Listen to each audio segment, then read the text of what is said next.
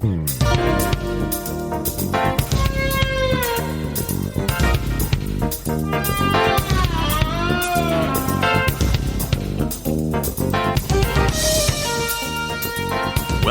to The More Perfect Union, the podcast that offers real debate without the hate, sponsored by Betterhelp.com. I'm Kevin Kelton, along with Greg Matusak. Thank you very much. I have just ordered my golden statue of Kevin Kelton.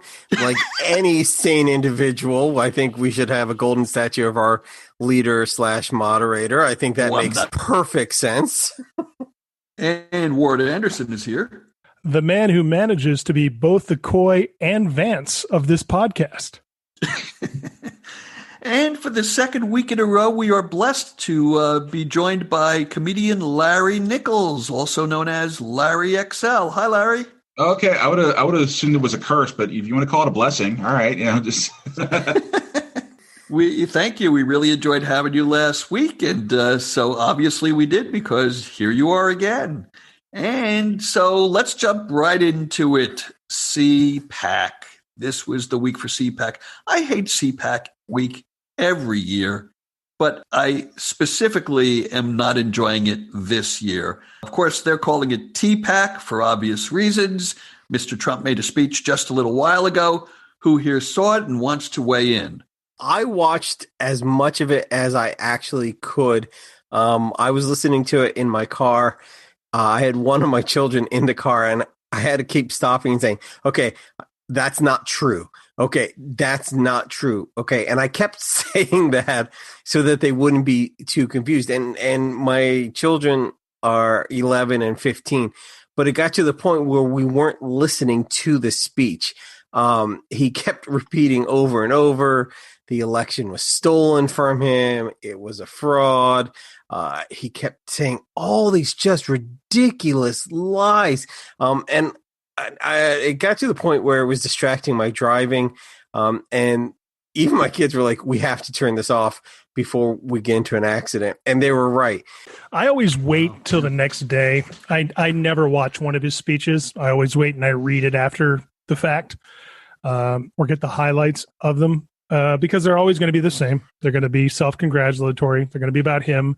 Yep. They're going to be a bunch of lies about other people, making up things that didn't happen, making up things that people don't do, being attacked, which he's, as if it's unfair when it isn't. And my problem with CPAC over the past several years is that it doesn't end, because Trump's been doing rallies since long before he won, and then continued to do them while he was in office.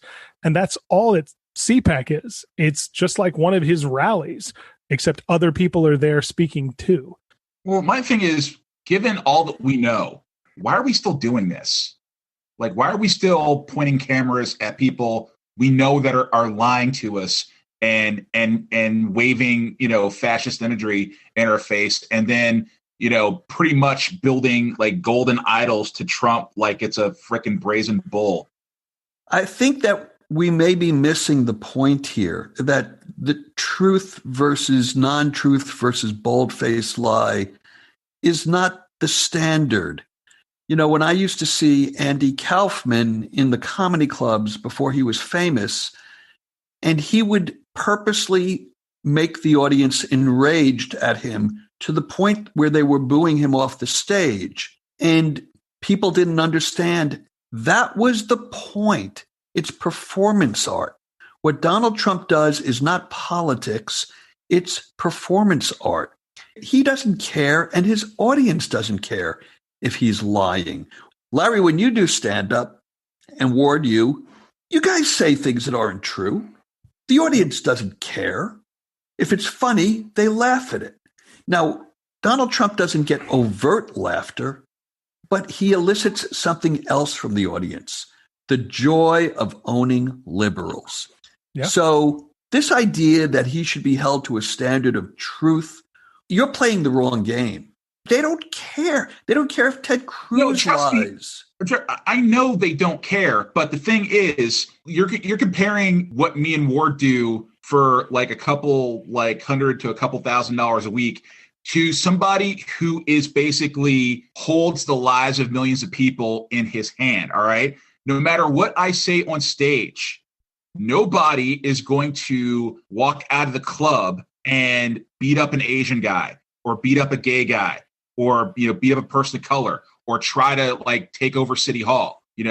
I am entertainment, and it's not like I am trying to influence people to go out and do something that is detrimental to their fellow citizens. Trump is doing that. He knows he's doing that. The people that are like puffing him up know he's doing that, and they don't care. And that is wrong. But we keep letting them do that. Now, Larry, let me ask you just real quick, because someone's going to write in about this. What do you say to the people that say that because of Trump, black unemployment was the lowest it's ever been? Black unemployment. Okay. It's employment, but is it quality employment, or are you just working part-time at Walmart with no benefits, and you basically don't make enough money to like live on your own? You're like, oh yeah, people are working. Yeah. But are they, are the jobs that they are getting, ensuring them like just a basic quality of life, being able to pay rent, being able to afford getting sick, or is it wage slavery under a different name? Larry brings up a very good point, and it's actually bigger than Trump. It's about how we as a society and as a political body, the metrics that we've been using for the last 50, 60, 70 years to judge the economy. Employment used to mean you had a full-time job and you were making enough to get by. So when people were employed versus unemployed, that metric meant something. But Larry, I could not agree with you more on this. Employment now is a different animal. So when we look at employment, and even before the pandemic, it was down to 3.7, if you believe the Bureau of Labor Statistics. Black unemployment was down, I think, in the 4.7 range, something like that, which are great numbers historically, but they're lousy jobs that people can't get by on. And so I think we need to change the metrics of how we judge the economy and not use a metric that, is as meaningless as base on balls or in baseball. We also knew it was bullshit because of the fact that unemployment was going down. The unemployment rate was going down, and it just continued to go down as it had been going down under Obama. But we've all heard conservatives argue that, Trump got black unemployment the lowest it's ever been. No one can actually tell me what he did. But I do want to move on. There are other things in the news. Staying on the Trump topic, New York prosecutors finally got a hold of Donald Trump's taxes after the Supreme Court, I think, ruled that there was no reason not to force his accounting firm to turn them over. And so 1 million pages. What do you think they're going to find in there, Greg Matusak?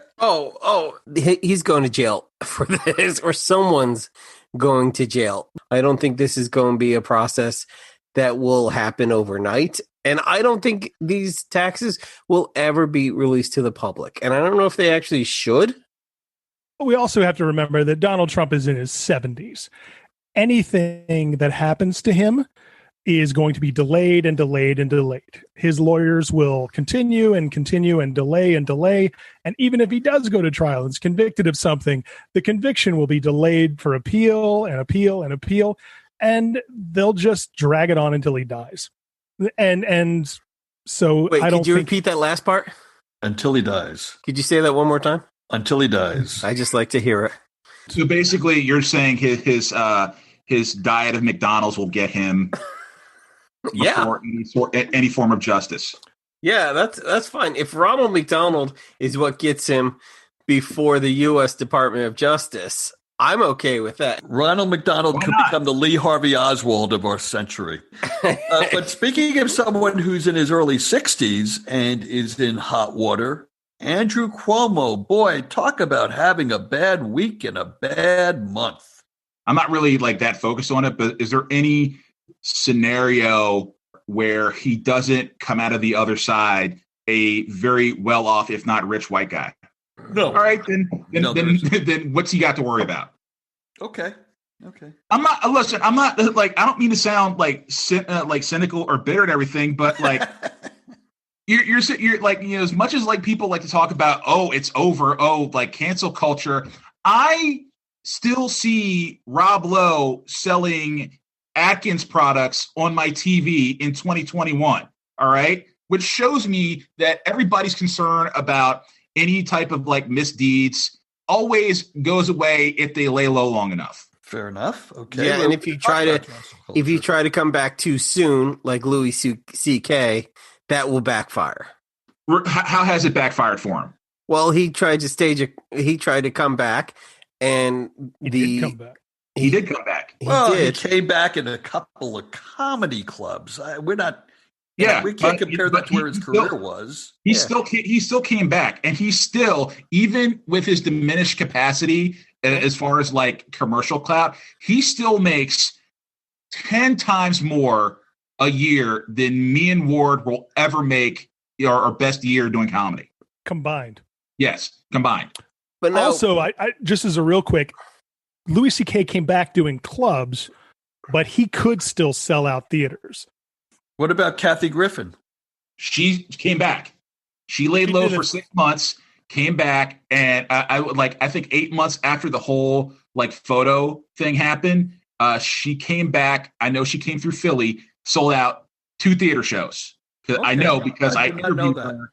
I interviewed her to promote because, you know, they wanted to like get that second show to sell out. So she did a lot of like local press, and I got to interview her for a newspaper. So yeah, all she had to do, she went to Europe where nobody gave a damn. Actually, Europe probably cheered her for doing that picture. She did a bunch of theater shows across Europe, laid low over here until the heat blew over, came back and did sold out theater shows across country.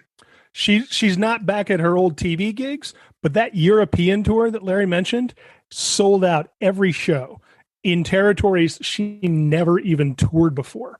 She didn't come back in terms of she still doesn't have her New Year's gig that she had on CNN and stuff like that, but she can still go out there and pack in a theater.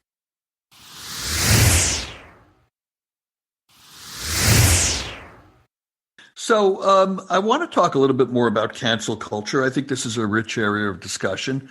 And we were talking just before we started the podcast about the new HBO Max series, a documentary series about Mia Farrow versus Woody Allen. I've only seen one episode. I think another one is actually on the air as we do this podcast. Has anyone seen the first one? And what are your thoughts about the series and about the case? I've seen the first episode, and you've seen it also, right? I think we're the only two. I haven't seen it. Yeah, I have not seen it, and I won't watch it. I won't be watching it. I'm beyond caring about the whole Woody Allen thing because, you know, look, because I know Hollywood will still support him no matter what. Like, he still gets to make movies whenever the hell he wants to make. It still gets a wide release, and he still gets, like, you know, critical accolades for his things. Like, basically, like, look, if Roman Polanski can still get nominated for Academy Awards, nobody's going to win Academy Awards. Yeah, win Academy Awards. No one is going to do a damn thing against Woody Allen for a long time. And I'd be shocked if there's any blowback on him from this docuseries. Larry, he actually isn't getting wide release movies now. That's why he went to a deal with Amazon, is that he couldn't get wide distribution of his last movie, and he couldn't get his book out at the same time. So he's not canceled. Don't get me wrong. He's still creating things. He's still making things, but he has faced backlash from it. My take on this has always been that I don't know why everyone feels they have to pick a side when I don't know what happened, and everyone involved in it disgusts me. Like, I don't like hearing about anybody's behavior in any of this. I don't like hearing about the Farrows. I don't like hearing about Woody Allen. I don't like the whole story. It's all creepy to me. It's all just kind of skeevy to me, and so I avoid it. Now, that being said, I have not seen evidence yet that Woody Allen is a child molester.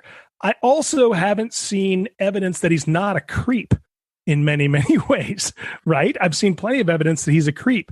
And so I've gone, you know what? I don't like anyone in this, and I don't want to watch a documentary and put myself through watching a bunch of people I don't like destroy each other.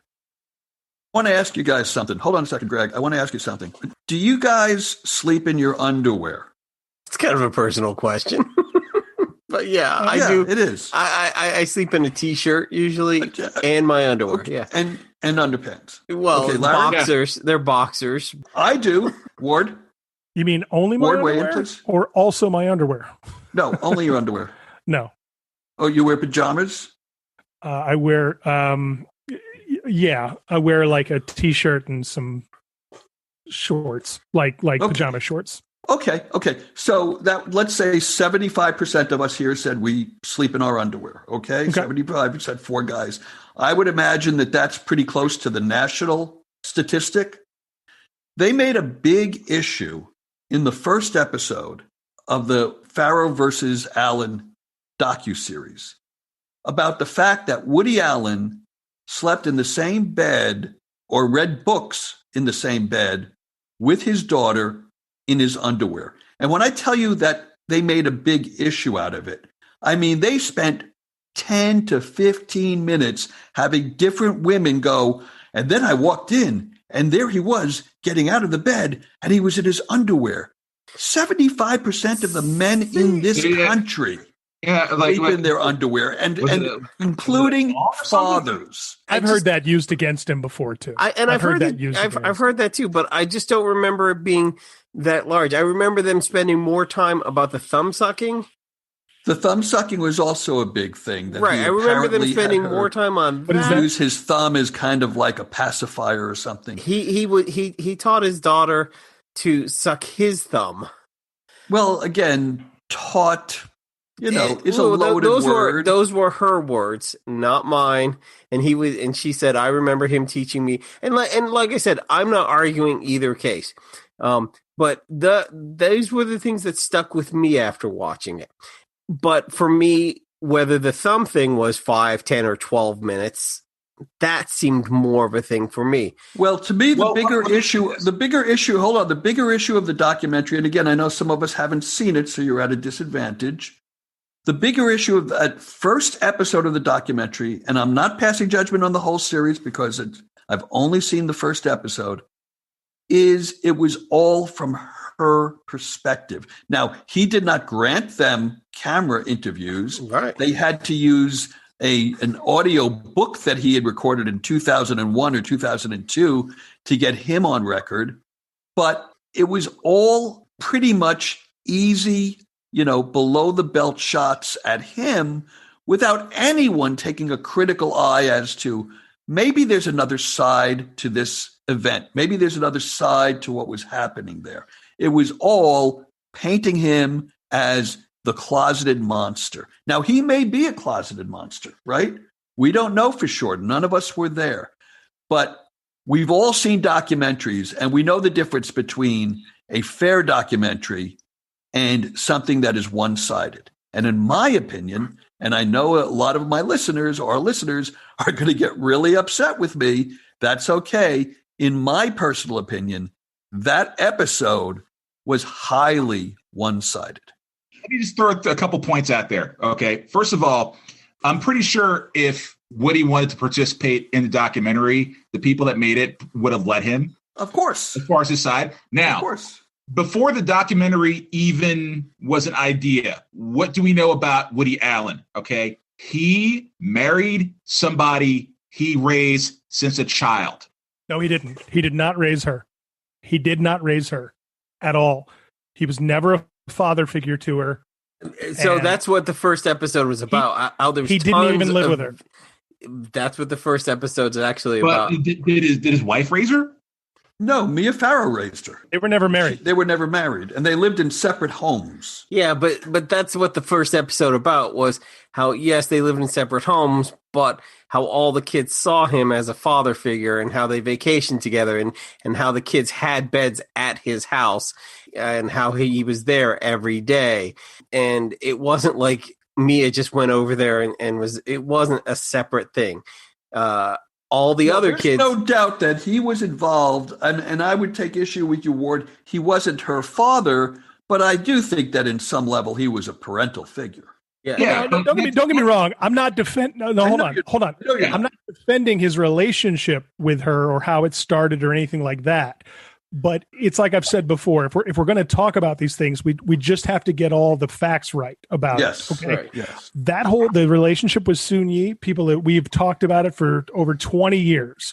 And I think most people are in agreement. The whole thing is creepy and uncomfortable for the rest of us. I've never met anyone that goes, yeah, that makes total sense. Of course, it's creepy and all that.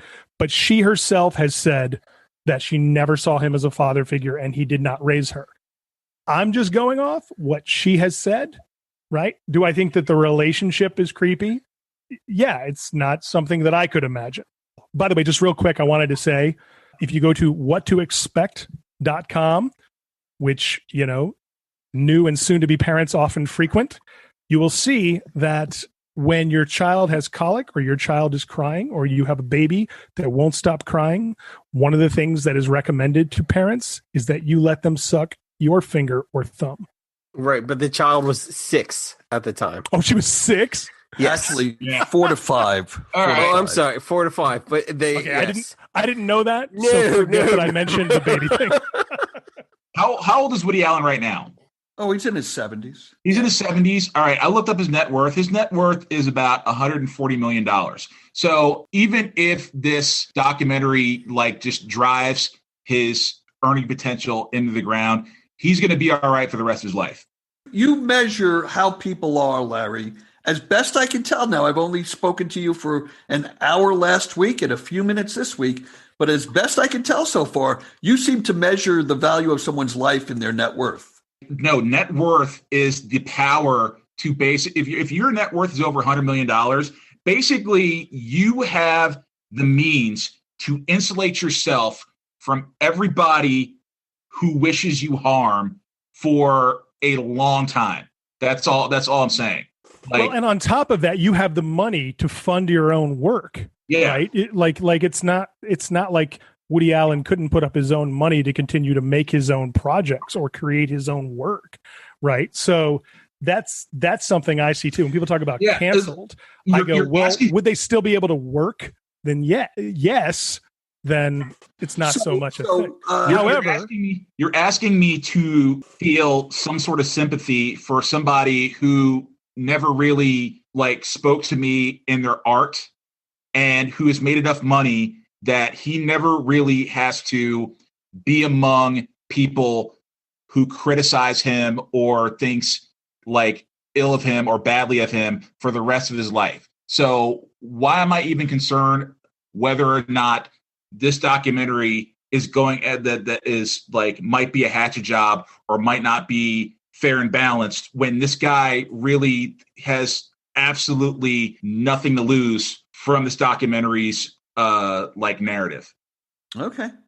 At the end of the day, I'm a little bit cynical of it because the industry has been covering for his ass for the last 20 years.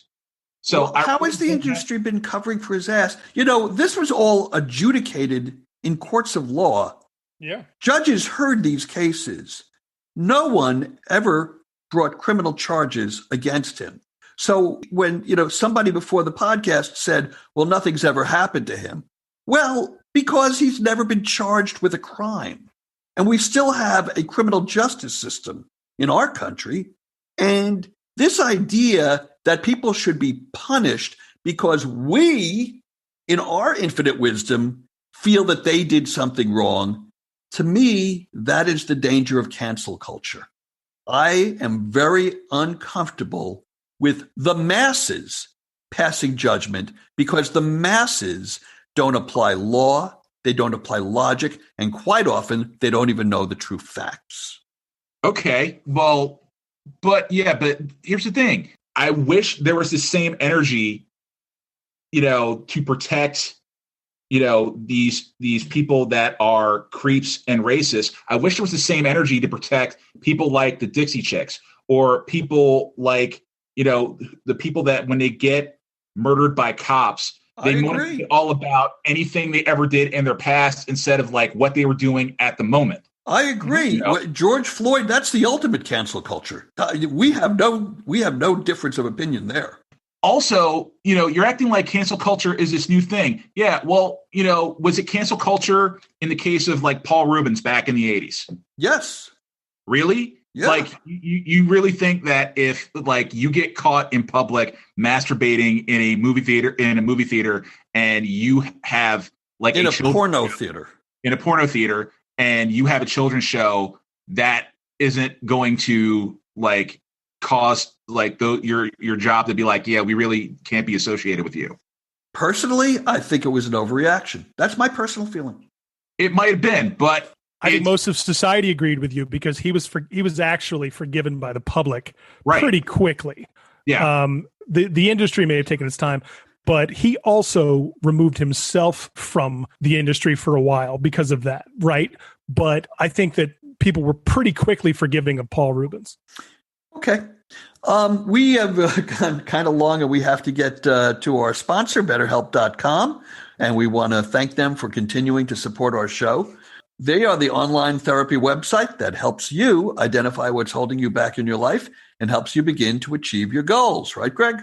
Yeah, Betterhelp will match you with your own licensed professional therapist, and you can connect in a safe and private online environment. And that's, for me, everything, especially that safe and private. And it's just so convenient. And you can start communicating with your therapist in under 24 hours. That's just so timely. And sometimes you need it. Timely. Well, and it's more affordable than traditional counseling. And there's financial aid available for people that maybe need it, which is amazing in this day and age of people who don't have insurance or don't have the right coverage. Plus, there's a broad range of expertise and experts available, which may not be locally available in many areas. A lot of people don't realize that. There's different types of experts that aren't always in every location. But thanks to Betterhelp.com, they're there in one location for you. And so, as a More Perfect Union listener, we want to remind you that you can get 10% off your first month by visiting our sponsor at betterhelp.com/moreperfect. That's the code word to put in to get your 10% discount. So join over 1 million people who have taken charge of their mental health. Again, that's BetterHelp, HELP.com/moreperfect. Do it today, especially if someone's trying to cancel you. And with that, let's go to someone who has yet to be canceled, although I think the Trump campaign tried to do that in the run-up to the election. Joe Biden, still president of the United States, last I looked, got Congress to pass a $1.9 trillion COVID relief bill. It now goes to the Senate. Greg, what's your take on this? Do you think it's going to pass? And how do you feel about the fact that apparently the minimum wage increase will not be a part of that bill? Well, column A, column B. It passed in the middle of the night, 2:30, under the cloak of darkness. And so, which I love. I love when the GOP talks about how middle of the night we slipped it in. It was going past. The Senate parliamentarian is saying that the minimum wage is not able to pass by a simple majority. So the $15 minimum wage is just going to have to wait, and he's going to have to find a different way to pass it. Yeah, and I just want to jump in something that you said, and I didn't hear everything you said because I had a little internet problem. I think what you meant was it can't pass in reconciliation because reconciliation is purely used for budgetary bills and budgetary items. And even though the Democrats tried to put the $15 minimum wage increase into the bill, it was the parliamentarian's job and role to say, hey, you know what? That doesn't belong in a budget bill. That is a different animal, and it cannot be passed in reconciliation. I think that's what happened. I think you're correct on that. What is the minimum wage in Canada? It varies across the provinces, but in Ontario, where I live, it's funny you ask. I don't actually know. I think it's $10 an hour. But that's Canadian money, though. So yeah, I'm sorry. It's $14 an hour. Yeah, and here's another thing that you need to know about Canada. You will never ever go bankrupt fighting a case of pink eye in Canada. Yes, right. I think the only reason that it's not being raised is because we have this like kind of like economic caste system going on here in the United States where no matter what you make, you really need someone that you can look down on financially. And, like I see a lot of people saying it's like, oh, do you want the people that flip burgers at, McDonald's making $15 an hour? I go, yeah, because you know what? McDonald's in 2021 is not the McDonald's that you knew back in the 60s and 70s. All right. If you work at McDonald's, you got to work the drive through. You got to make burgers, fries, shakes. You got to make breakfast, lunch, dinner. You got to bake stuff. There's like 50, 60 different products that you got to be able to like, pull out of your ass. Yeah, it's work. Yeah. It's capital W work. Yeah. Do I want them paid as much as teachers? Well, maybe we should pay teachers more. Do I want them paid as much as police officers? Maybe we should pay police officers more. I just want to jump in on the minimum wage and say, again, I think that we're probably all in agreement on this. And one of the things that people who aren't economists don't realize is it's not just raising the minimum wage. Because when you bump up the minimum wage, that means that the guy who's an assistant manager above the burger flipper, he's going to say, well, if the burger flipper is getting $15 an hour, I should be getting $18 an hour. And then the manager says, well, if the assistant manager is getting 18, I should be getting 20 an hour. So it cascades up and it raises everybody, and all boats rise when the minimum wage rises. The other argument that they're making now, and this is what I find amusing, Republicans are saying this is the wrong time to raise the minimum wage in the United States because the economy is so frail. It will stop employers from hiring people because they can't afford it. Now, that argument on its own, which I disagree with, and I think has been proven empirically to be untrue, but that argument on its own has some kind of a rational A to B to C logic. But at the same time, Republicans are arguing that the COVID relief bill will overheat the economy and create too much employment and create inflation. So they're talking out of both sides of their mouths. Actually, I was thinking of a different orifice. And we know that's nothing new for Republicans, but I find it amusing that nobody has called them on that. The $15 minimum wage conversation we've now been having for years, right? And like I said, this happens all the time. When we talk about raising the minimum wage, people come along, and as Larry said, everyone always wants to know that someone's doing worse than they are. But there's more to it than that. There's certain jobs in America that we want to have kind of a disdain for.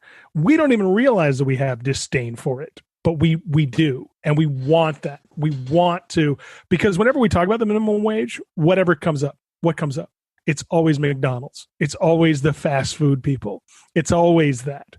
People can't even think of the minimum wage beyond fast food. That's all they think of. And it's this rage that we have with fast food employees. I don't know what it is, but people just really want to hate fast food workers. Yes.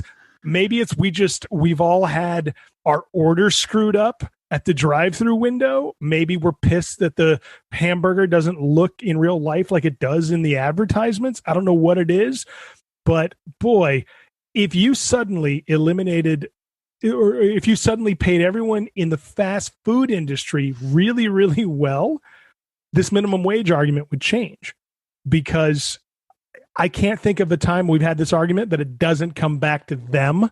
And part of me wonders how much of the arguing against the minimum wage is disdain for fast food employers. We've kind of proven that trickle-down economics does not work. This concept that if a company does really, really well, and there's lots of money at the top, then eventually the employer will say, oh, great, everyone should get some extra money. But instead, what we're finding is these super rich CEOs who are like, you know what, I think I need another island where I can hunt people. And, and I wish that was a joke, but we're seeing like how many more billionaires, who own there's only like 4 people who own these 7 supermarkets in the world, and that's where we're getting. And they're like, if people will work for this, then why should I pay them more? I can have another yacht that flies. Well, my thing is this. There have been so many cases where there are CEOs that have basically run their companies into the ground. People got fired. The company was like hemorrhaging money. And when the company dissolves, they get millions of dollars in golden parachute money just to ride off into the sunset. And like, how does that work? You know, why does like all these people lose their jobs, lose their livelihood, and this guy gets to walk off with $75 million for basically ruining a company? Well, the thing that when it comes to the minimum wage, the thing I've always repeated is simply this. America can afford it. It's a rich country. It can afford it. We got to stop acting like America and Americans and every business is suddenly broke whenever we talk about raising wages. America is filthy rich. For 4 years while Trump was president, we heard about how great the economy was. But when we talk about raising wages, it was, it'll ruin us all. Am I right? Get the fuck out of here. Okay, well, on that, I'm going to make my life easy by calling an audible and saying I think we're at the end of our show. We want to thank everybody for listening. If you enjoy what we do here, please follow us on Twitter at MPU Podcast and on Instagram at MPU Fan Club. And please share our link on your Facebook timeline so your friends can discover us as well. So, Larry, thanks once again for joining us. Anything you want to plug? Yeah. If anybody's in the Bethesda, Maryland area, I'll be performing at Positano on March 6th. And if anybody's in the Harrisburg area, April 2nd and 3rd, I will be headlining at the Comedy Zone in Harrisburg. You can go to larryxl.com to see where I will be or how you can download my comedy CDs off of CD Baby or iTunes. Do the clubs promote you as Larry XL or Larry Nichols?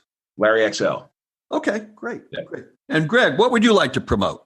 I'd like to promote that I am no longer a worker bee, but I am now rebranding myself as a CEO. After this discussion, I've figured out, with your help, that CEOs make more money. So I'm hoping this new rebrand. Yeah. Just make up business cards that say CEO, and then I am. Well, that's my first. You will now get paid accordingly to my profit sharing. You will get paid, one billionth of what I get paid. So thank you for that suggestion. I do have to call you Peon, though. So,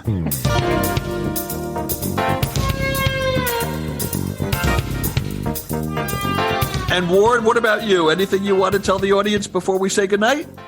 You know, we've talked about me being a comedian and the schlocky movies I've written, but I have a couple of novels I wrote, and I think they're really good. And they came out, and they're still out, and they sit there. So please, I would love it, those of you that love to read, if you'd find my novels, because they are critically acclaimed, which means not bestsellers.